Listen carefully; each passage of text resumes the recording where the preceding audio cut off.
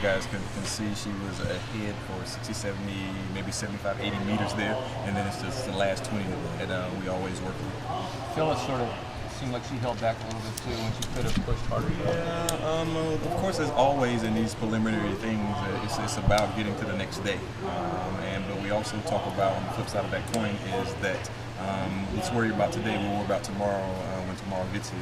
So we advance and try to do that with as little effort as possible.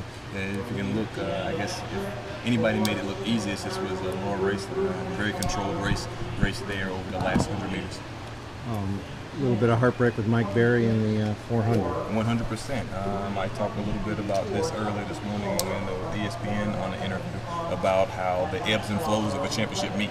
And it's going to be like that tomorrow and the rest of the weekend. And I think I said that those that handle those highs and lows the best will be happy on Saturday.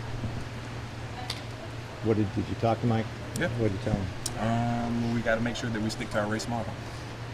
Got a little bit outside of ourselves there the first half of the race, but you know, those things come, and it's very unexpected for Mike because he's been spot on all year long. So of course he's extremely disappointed, but after that kind of wears on you and you move on, he looked me square in the eyes and said, "Coach, I'll be ready tomorrow." How about Dakota's first day? Yeah, Dakota is moving right along, just steady Eddie.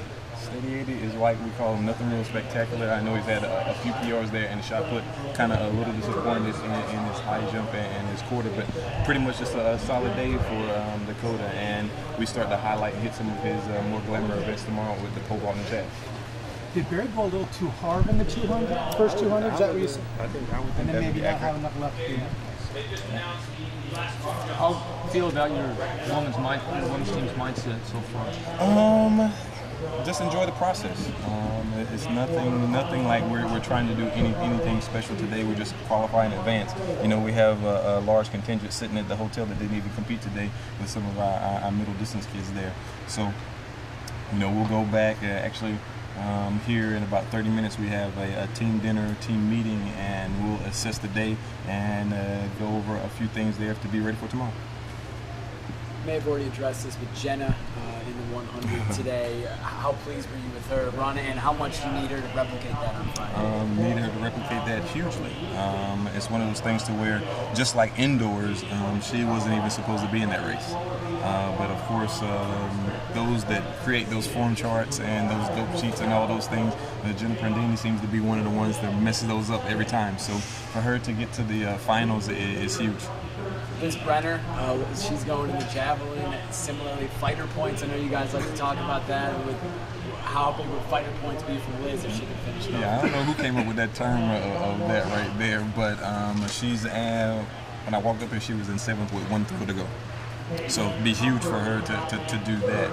Definitely unexpected as well. Yeah, is that unexpected to you? 100%. You know, if you look at how she's come, every time she competes, she gets better and better and better. And that's more so with just spring volleyball being over. And she's been 100% with track for about 2 weeks now.